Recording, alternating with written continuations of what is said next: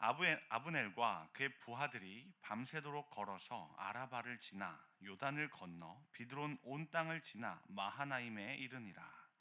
요압이 아브넬 쫓기를 그치고 돌아와 무리를 다 모으니 다윗의 신복 중에 19명과 아사엘이 없어졌으나 다윗의 신복들이 베냐민과 아브넬에게 속한 자들을 쳐서 360명을 죽였더라. 함께 읽겠습니다. 무리가 아사헬을 들어올려 베들레헴에 있는 그의 조상 묘에 장사하고 요압과 그의 부하들이 밤새도록 걸어서 헤브론에 이른 때에 날이 밝았더라. 아멘. 지난 말씀에서 이스보셋의 군사령관인 아브넬이 요압의 아우인 이 아사헬을 죽였었습니다. 그래서 오늘 말씀에서는 이 아사헬의 형들인 요압과 아비새가 이제 복수심을 가지고 이 아브넬을 쫓는 모습을 볼 수 있습니다. 그런데 이 해가 진 거예요. 그래서 싸움을 이제 멈추게 되는데 싸움은 멈췄지만 동생에 대한 복수심은 아직 남아 있었습니다. 그래서 훗날 요압은 이 아브넬을 결국 죽이게 되죠. 그런데 오늘 말씀에서는 이스라엘과 유다의 집안 싸움을 계속해서 그려놓고 있었습니다. 내용만 잘 보도록 하겠습니다. 아브넬과 요압은 전쟁 중인 이스라엘과 유다의 관계를 어떻게 표현합니까? 요압과 아비새는 아브넬을 계속해서 쫓고 있었는데 이제 해가 졌습니다. 그래서 싸우기가 힘들어진 아브넬은 휴전할 것을 제안하는데요. 이때 아브넬은 요압에게 이렇게 이야기합니다. 내가 언제 무리에게 그의 형제 쫓기를 그치라 명령하겠느냐. 아마도 휴전을 하고는 싶은데 명분이 필요했던 것 같습니다. 자, 그래서 아브넬이 들고 나온 카드가 바로 이스라엘과 유다는 형제지간이라는 그런 관계성이었습니다. 그러니까 형제끼리 싸움하는 거 이제 그만하자라는 것입니다. 이 말을 들은 요압도 아브넬의 제안을 이제 받아들이게 되죠. 왜냐하면 해가 졌을 때는 싸우기가 곤란해지는 건 이쪽도 마찬가지였기 때문에 그렇습니다. 그래서 아브넬의 장단에 못 이기는 척 받아준 겁니다. 그래, 우리 형제지간이었었지. 그래, 그만 싸우자.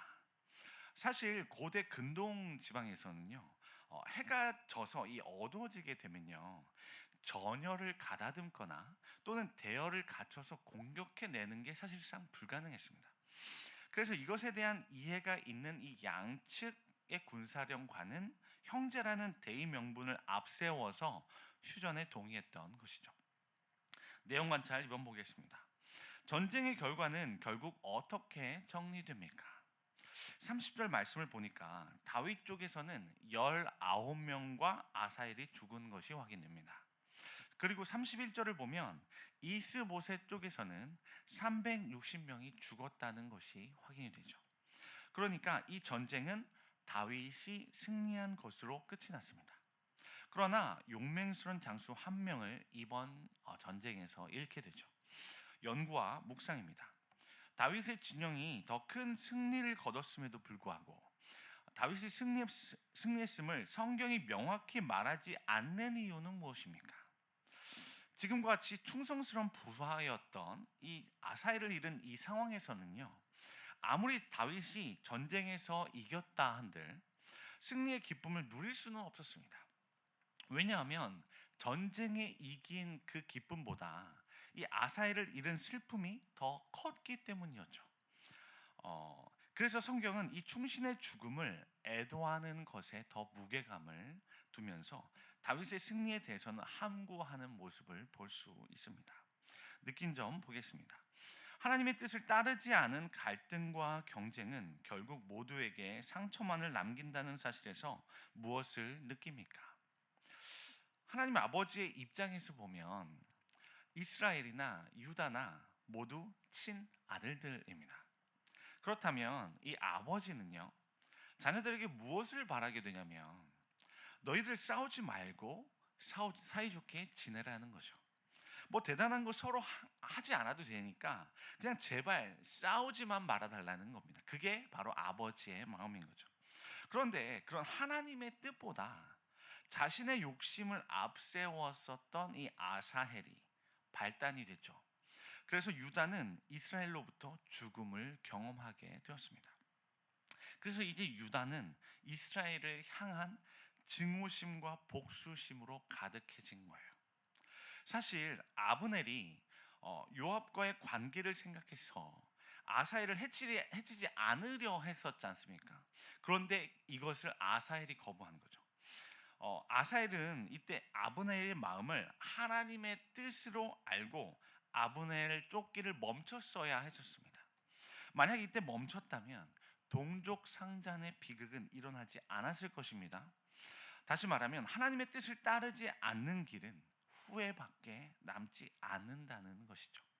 왜냐하면 하나님의 뜻을 따르지 않는다는 건 결국 사탄의 다스림 가운데 있겠다는 말과 같기 때문입니다. 사탄의 다스림 속에서 생겨나는 것은요, 결과란 좌절과 낭망, 눈물과 탄식, 끝없는 갈등과 경쟁으로 인한 미움과 분노만이 남을 뿐이기 때문에 그렇습니다. 결단과 적용으로 나아갑니다. 최근 다른 이와의 갈등으로 인해 마음에 상처를 입거나 후회했던 적은 언제입니까? 하나님께서 주신 관계를 아름답게 세워가기 위해 무엇을 실천하게 했습니까? 여러분, 하나님께서는 저와 여러분에게 양심이라는 것을 주셨습니다. 그래서 때로는 저와 여러분이 누군가와 다투는 일이 생길 때에도 이 양심을 통해 말씀하시는 경우가 많이 있습니다. 다툼을 멈춰. 감정에 너무 지배당하지 마. 거기서 더 나아가지 마. 하고 말씀하시는 것이죠. 이때 한번 양심의 소리에 민감하게 반응해 보셨으면 좋겠습니다. 사도 바울은 사도행전 23장 1절 말씀에서 공회를 주목하면서 이렇게 이야기한 바가 있습니다. 형제들아, 오늘날까지 내가 범사에 양심을 따라 하나님을 섬겼노라. 무슨 말입니까? 사도 바울은 하나님을 섬기는 순간순간마다 성령을 통하여 주신 이 양심의 가책에 귀를 기울였다는 것입니다.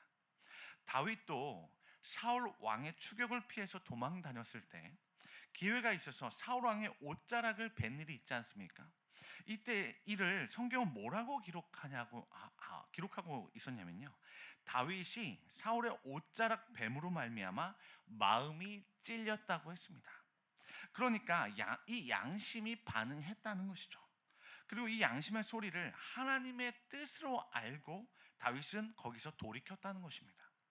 저와 여러분이 오늘을 살아가면서 보여야 하는 태도가 바로 이 사도 바울과 다윗의 태도 아니겠습니까? 양심의 소리에 대해서 한번 민감해져 보는 것입니다. 내 양심이 평소에 어떻게 반응하고 있는지 주의 깊게 느껴보는 것입니다. 그리고 이 양심이 찔리게 되는 순간을 맞이했을 때 그 순간 스탑 해보는 것이죠. 그리고 고백하는 겁니다.